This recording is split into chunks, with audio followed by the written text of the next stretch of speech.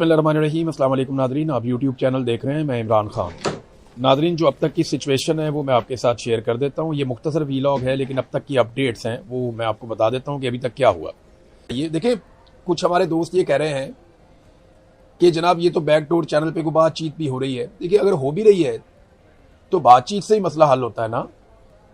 ये तो नहीं होता कि इमरान खान वहां से रॉकेट लॉन्चर लेके निकलेगा या कोई टैंक लेके जेल से तोड़ के बाहर आ जाएगा। सियासतदान है, बातचीत ही करेगा। अब एक सियासतदान इतना ही दबाव डाल सकता है कि वो 3 साल तक टूटा ही नहीं। इन्होंने सारा कुछ करके देख लिया, मुल्क का बेड़ा गर्क कर लिया इन्होंने। उसके बगैर मुल्क चलता भी नहीं है और आगे भी नहीं बढ़ता। तो इन्हें बात करनी ही पड़ेगी और वो बातचीत कर रहे हैं। इमरान खान साहब से बहुत कोशिश करते हैं। इमरान खान उनकी शराइत के ऊपर मानता ही नहीं है।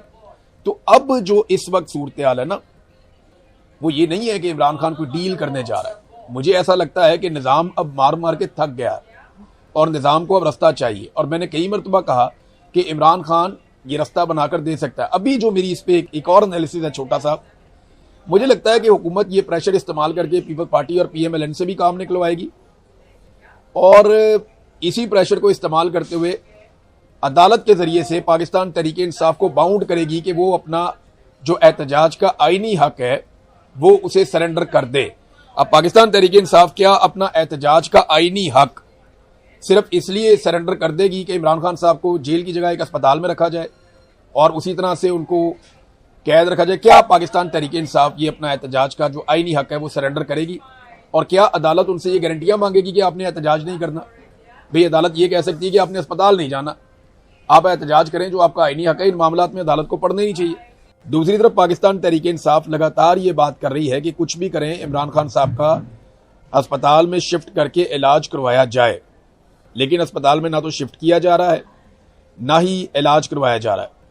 टाउटों ने यह कहना शुरू कर दिया है, मैं कल से ही सुन रहा हूं, रात से टाउट्स ये कहना शुरू हो गए हैं कि इस फैसले पर भी अमल दरामद नहीं होगा।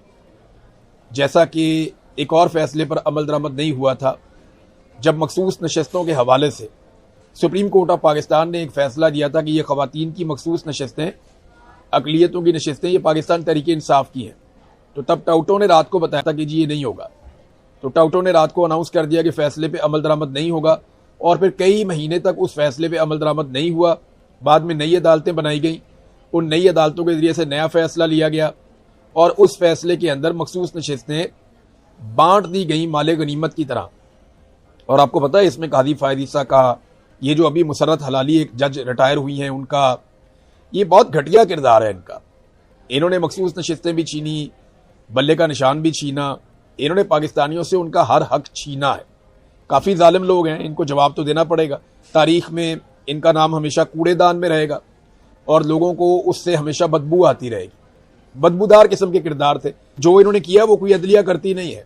अदलिया को ऐसा कभी करना नहीं चाहिए। एक तरफ मुसद्दका कॉपी हासिल की गई है फैसले की पाकिस्तान तहरीक इंसाफ की जानिब से और वो हर तरफ भिजवा रहे हैं कि इस फैसले के ऊपर अमल दरामद करो। ये सुप्रीम कोर्ट ऑफ पाकिस्तान का फैसला है, तो इसको आप हवा में नहीं उड़ा सकते। तो दूसरी तरफ दरखास्त दायर कर दी गई है कि जनाब ये हम अपील लेकर आ गए हैं। अब जरा PMLN को थोड़ा सा माजी के अंदर लेकर जाते हैं और उन्हें बताते हैं कि मियां नवाज शरीफ साहब को किस किस्म की सहूलियात मुयस्सर थी। फिर मैं आपको बताता हूं कि इस दरखास्त के पीछे एक्चुअली मुझे क्या लग रहा है, ये करेंगे क्या।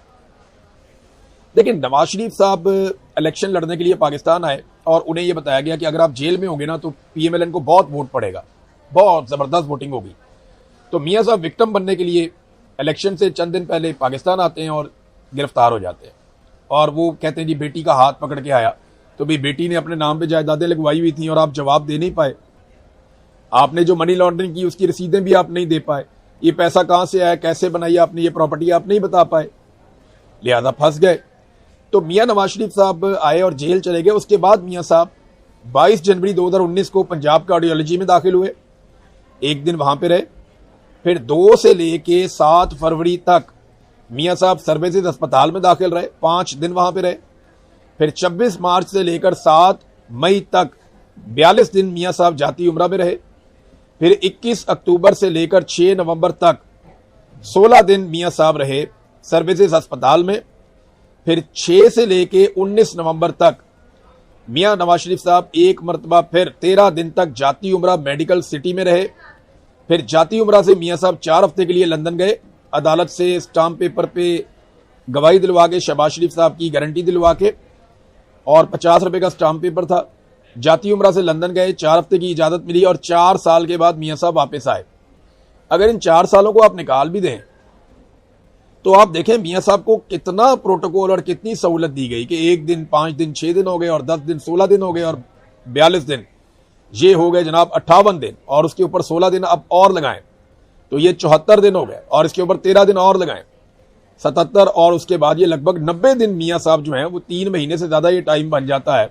मियां साहब अस्पतालों के अंदर रहे, अपने घर के अंदर रहे, सहूलत के साथ रहे, और मियां साहब हर एक को दिखाई देते थे, हर एक को मिलते थे, और जितने दिन मुलाकातें जेल में वो रहते थे मुलाकातें ही होती रहती थी लगातार। मियां साहब की जो एवरेज मुलाकातें एक दिन के ऊपर आप डिवाइड करें अगर, क्योंकि जिस दिन मुलाकातों के दिन होते थे उस दिन तो सैकड़ों लोग आ जाते थे ना, मियां साहब सबको भुगताते थे, मेला ही लगा होता था।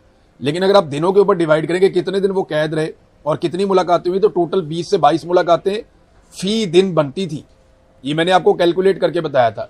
मियां साहब को हमेशा खाना घर से आता था, मियां साहब की अपनी मर्जी के मुलाजिम उनके पास थे, मियां साहब का खाना पकाने वाला उनकी मर्जी का आदमी था, मियां साहब की इंटरटेनमेंट के लिए लोग वहां पे मौजूद रहते थे, और मियां साहब का बड़ा अच्छा दिल लगा हुआ था, एसी वेसी लगा हुआ था, बहुत सारी फैसिलिटीज थी, उनमें से कुछ भी इमरान खान साहब को नहीं दिया गया।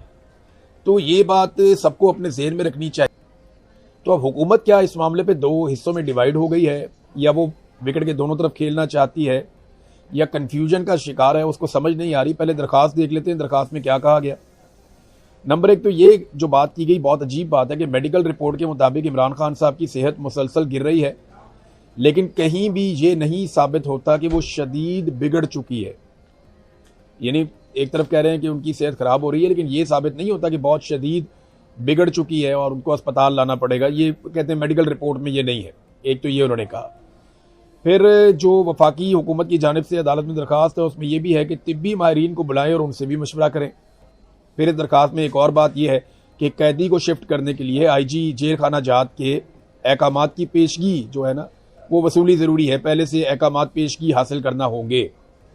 फिर दरखास्त में इमरान खान साहब के लिए मुलाकातों, उनके इलाज और ज़ाती मुआलजीन तक उनकी रसाई की मुखालफत की गई है, और ये सारा कुछ आपने रिकॉर्ड पे रखना है।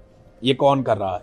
मैंने आपको कल सुनवाया था कि मरियम नवाज़ क्या कहती थी, उनकी पार्टी के लोग क्या कहते थे जिस वक्त नवाज शरीफ साहब का इलाज उनको दरकार था। अभी और बहुत सारी चीज़ें भी मैं आपको निकाल कर दिखाऊंगा। बल्कि ये तो तलाल चौधरी, अता तारड़ वगैरह ने यह भी कहा कि इमरान खान के दौर में नवाज शरीफ की रिपोर्टें लहराई जाती थी। तो मैं आपको ये बता देता हूँ कि रिपोर्टें कौन लहराता था।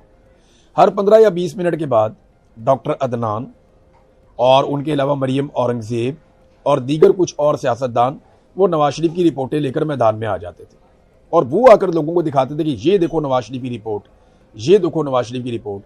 हुकूमत को तो खुद रिपोर्ट के बारे में मीडिया से पता चलता था। लेकिन देखते हैं चीज़ें जैसे जैसे आगे बढ़ेंगी आपके साथ शेयर करेंगे। अब तक के लिए इतना ही। अपना ख्याल रखिएगा, अपने इस चैनल का भी। अल्लाह हाफिज़।